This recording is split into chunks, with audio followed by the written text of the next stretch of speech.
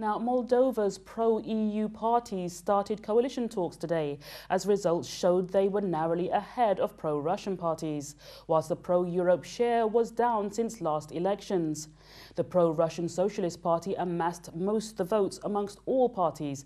More details in this report.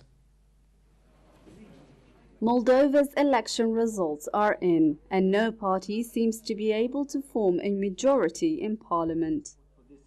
Latest results show that pro-EU parties are narrowly leading with 44% of the votes, against pro-Russian parties at around 40%. With 89% of the votes counted, the three pro-EU parties are set to have 57 to 58 seats in Moldova's 101-seat parliament, while the two pro-Russian opposition parties are expected to hold 43 to 44 seats. For Prime Minister Yuri Lyanka's Liberal coalition, 54 seats is just enough to form a majority in parliament, but still remains short of electing the country's president. This means intensive political negotiations are expected with the Communist Party, who came third in elections. In early rounds of vote counting, the pro-Russian Socialist Party were leading with 36% of votes, a sign that many Moldovans would consider reviving ties with Russia. You have voted for the Socialist Party, but in fact you have also voted for the other way, for the alternative. You have voted for the prosperous Moldova together with a strong Russia. You have voted for the Moldova in a customs union with Russia. I want to promise you that we remember all obligations we have towards our voters, and we will not disappoint you. These elections have been keenly observed by the West and are regarded as indicative of revealing whether Moldova wants its future to be in Europe or with Russia. Essentially, what these elections revealed was a lack of certainty whether a move into Europe would be best for Moldovans. No one is against the European Union, but I think the EU won't do us any good. Simply a war will begin like in Ukraine. People will begin killing each other, destroying each other, but we don't need this war. These tensions over pro-EU and pro-Russia ties recently gained momentum with the current situation in eastern Ukraine. In one of Europe's poorest countries, this election became a referendum on the country's geopolitical future, and it proved that Moldovans are still torn between going ahead with closer ties with Europe or favoring greater integration with Russia. Joining us from Poland to discuss this is politician and journalist KONRAD REKAS. Now, KONRAD, we know that the pro-EU parties will need to form a coalition in order to choose a president, which may mean forming alliances with those of opposing views to their own. Now, what will this mean for any future plans of joining the EU? Well, I think the first thing is that on the all Western opinion should know that it would be very hardly to regard Moldavian election as lawful and democratic. This is the main question which every, even Western, even EU countries should think about. This is the first thing. The second thing is that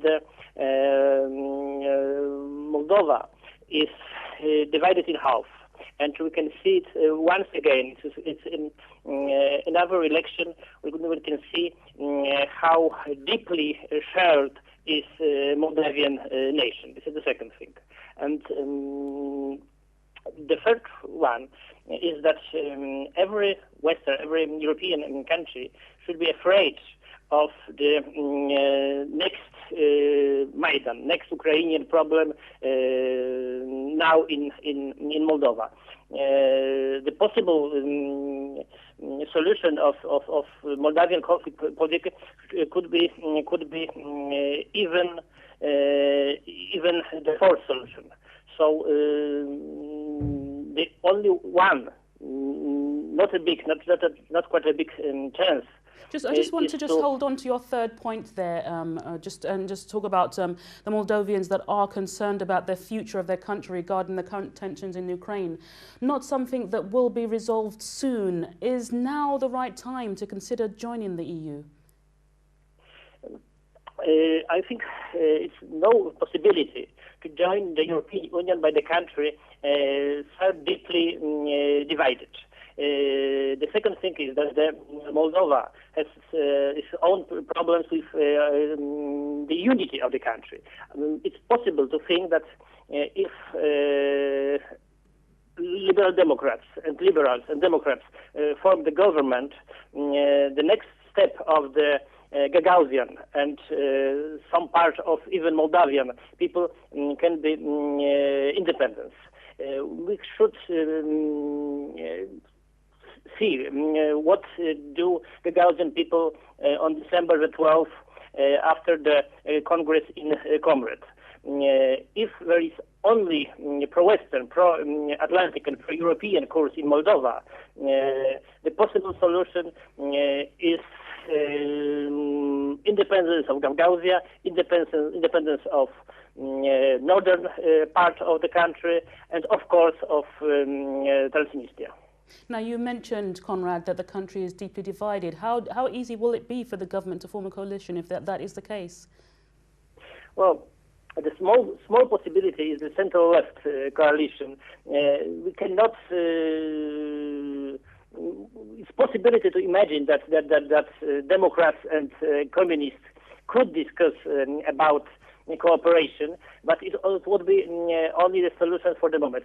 Some weeks ago, I wrote in Polish newspapers that Western just have to win the election in Moldova, even if they lose them.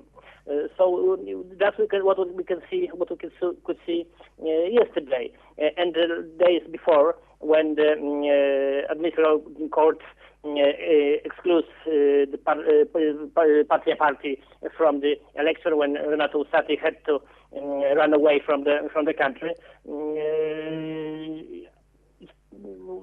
People who wanted to vote the Patria Party cannot do it. A lot of Moldavian people living, working in Russia could not participate in the election. This is only two small voters point. These examples shows that Moldova as a country is far from the democratic standard, from the standards which is obligated to join the European Union. So I can even imagine how we should shut our eyes in Europe to make Moldova make peace now. Konrad REKAS, I'm sorry to cut you there. I'm afraid that's all we have time for. Konrad REKAS, politician and journalist, thank you very much for joining us today.